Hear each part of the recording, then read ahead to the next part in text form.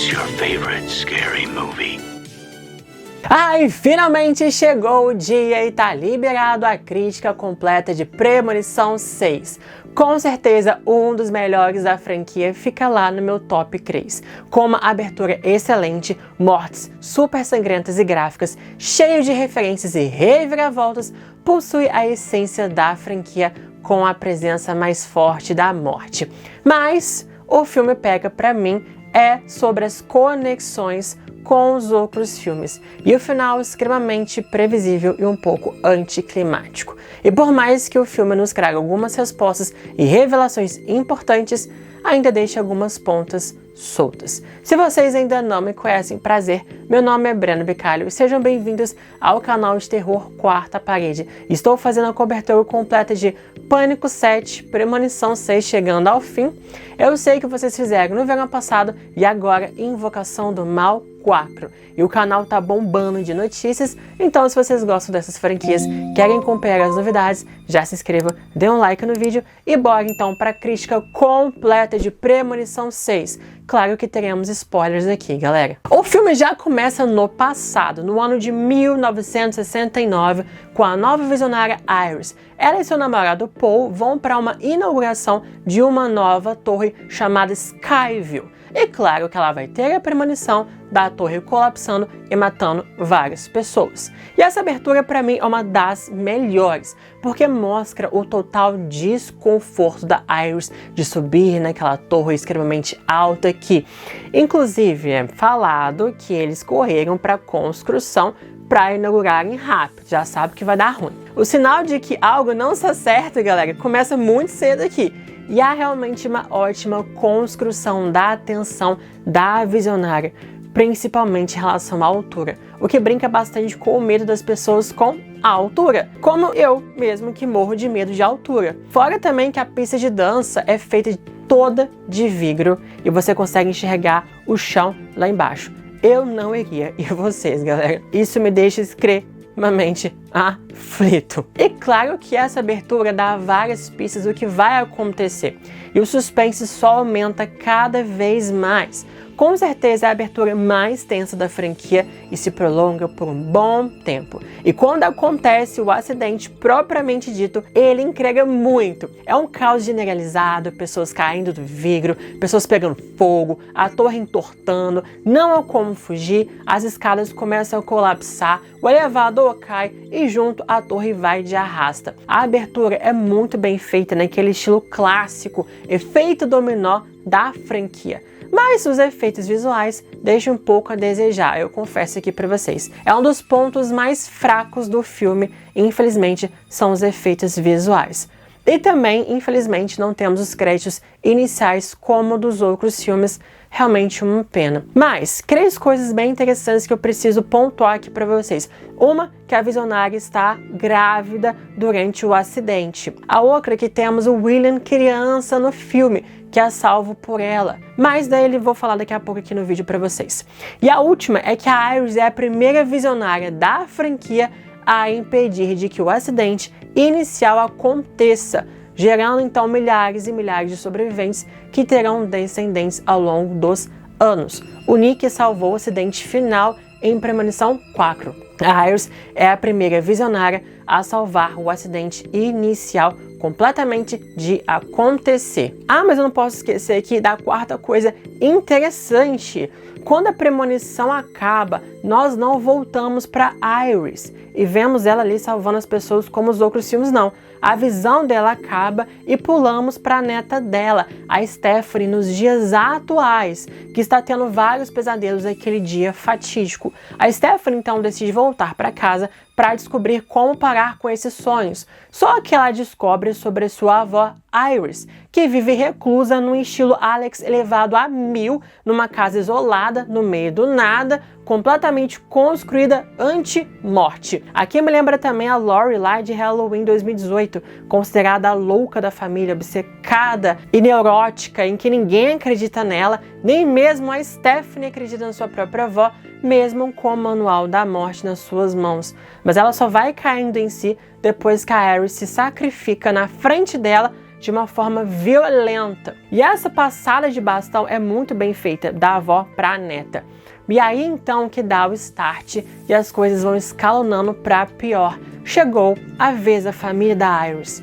E a morte tá muito pior do que antes. Aqui a morte apresenta muito mais camadas. Parece que ela é um personagem do filme e mais perversa.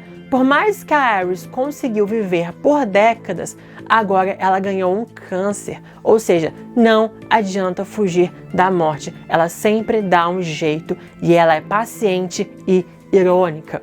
A mesma moeda que causaria o acidente da torre é a mesma moeda que vai causar as mortes no final do filme, décadas depois. A morte gosta também de um simbolismo, né? De iniciar e de fechar um ciclo. E ela tem um trabalho mais árduo ainda.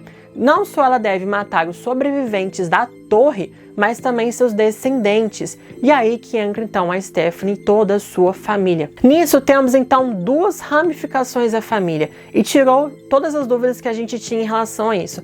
A morte vai atrás do filho mais velho, que é o tio Howard, e mata a sua ramificação, que seria o Eric, a Julia e o Bob. Depois iria para a segunda ramificação com a mãe da Stephanie, a Darlene, que depois viria a própria Stephanie e também o seu irmão Charlie. Mas o que não esperávamos era de mais uma reviravolta.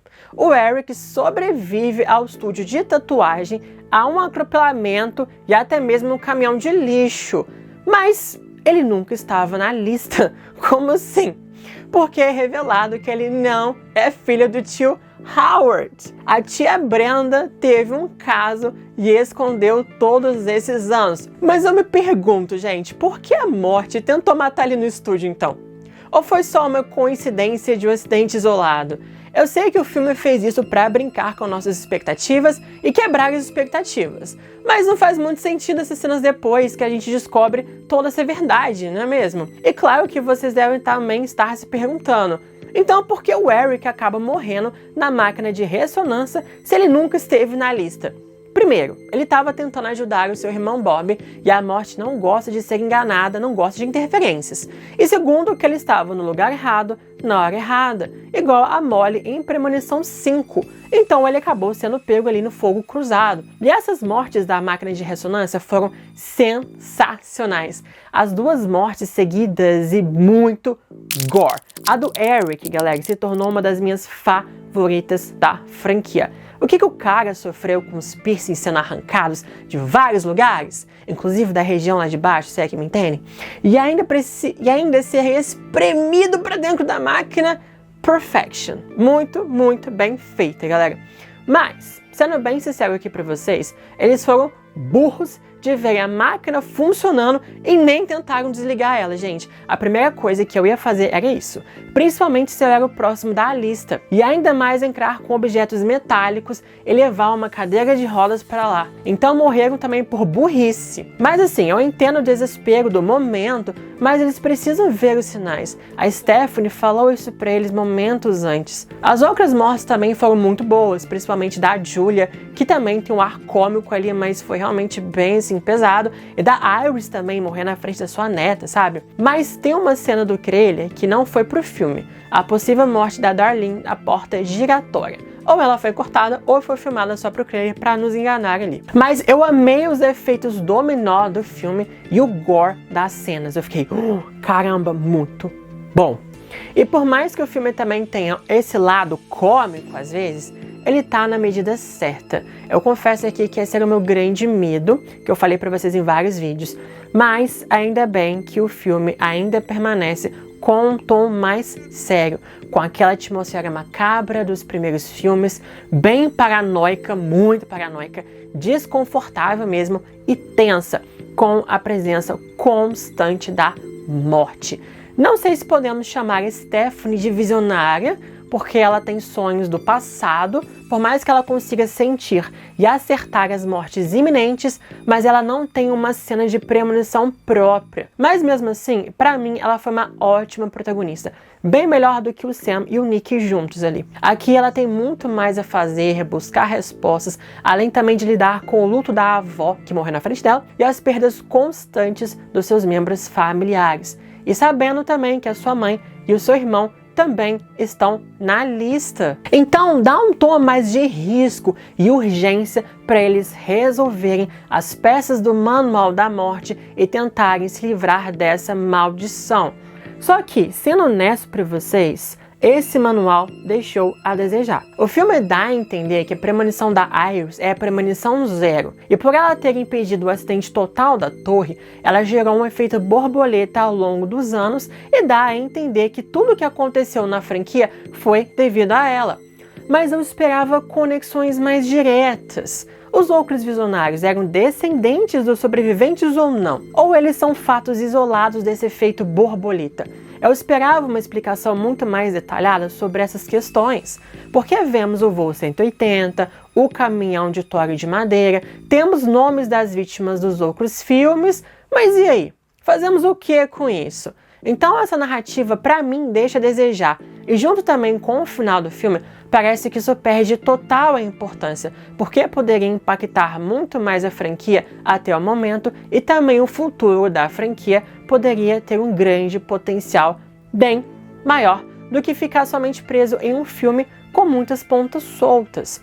Mas, pelo menos o livro ali nos leva de volta para William Bloodworth e somos apresentados ao seu passado, sendo o garotinho que a Iris salva junto com a mãe dele na torre, que era uma cantora. E assim como a Iris, ele conseguiu escapar da morte por décadas somente para ganhar um câncer. Isso chega a ser muito trágico e triste, porque o ator Tony Todd morreu recentemente dessa doença, e o seu personagem se despede da franquia. E esse é o último filme que o ator fez. Então também é uma despedida emotiva pro próprio ator. E não tem como não se emocionar nessa cena, realmente. Eu fiquei bem, assim, emotivo, sabe? E falando também em emoção, o filme tem esse lado emocional. Também de lidar com os dramas familiares, o retorno de Darlene na vida de Stephanie e Charlie, como a vida da família inteira foi destruída pela premonição e paranoia da Iris, e eles ainda estão catando os caquinhos, mesmo depois de anos, mas infelizmente nem terão a chance de reconstruir e de se reconectarem, porque a morte já está ali à espreita. Também temos sacrifícios como a de Darlene para salvar os seus filhos. Assim, gente, mexer com família desperta um lado mais emocional. E o que vai acontecer também com os membros sobreviventes? A tia Brenda, que perdeu o marido e os 3 filhos em poucos dias. E o Morty, que perdeu a ex-esposa e os seus 2 filhos. E a tartaruguinha, quem vai cuidar da tartaruguinha? O que será deles com esse luto todo?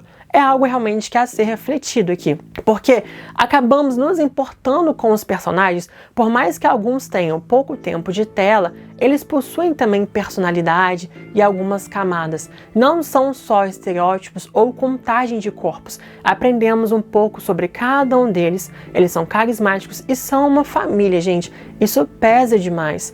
E cada um deles também vai lidar de uma forma diferente com a questão da lista da morte. Alguns acreditam como Charlie, a Darlene e o Bob, que morre de medo, e outros não vão acreditar como Eric e a Julia, até que no fim eles acabam realizando que a morte está ali à espreita mesmo. Mas voltando aqui ao William, galera, os personagens mais uma vez pedem ajuda a ele e ele dá as mesmas respostas de Premonição 2 e Premonição 5. Há 2 formas de escapar da morte. Ou você tira a vida de alguém e pega os anos de vida que resta dessa pessoa, ou tira a sua própria vida e é ressuscitado. São 2 coisas que funcionam, mas a morte sempre dá uma reviravolta, como fez lá no 5º filme. E com essas informações que temos as mortes do Bob e do Eric. E aí também vem a grande revelação e o fim, finalmente, dessa discussão de uma vez por todas, né?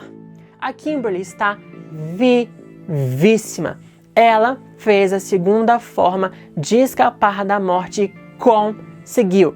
Isso faz dela, então, a única sobrevivente da franquia até hoje. Pronto, gente, aquele final alternativo de Premonição 3 não é canônico. Fim, finalmente, acabou. Então, há portas para ela voltar em novos filmes. Mas isso também significa que o policial Burke está morto. Ele não enganou a morte como a Kimberly. A Wendy também está felizmente morta, gente.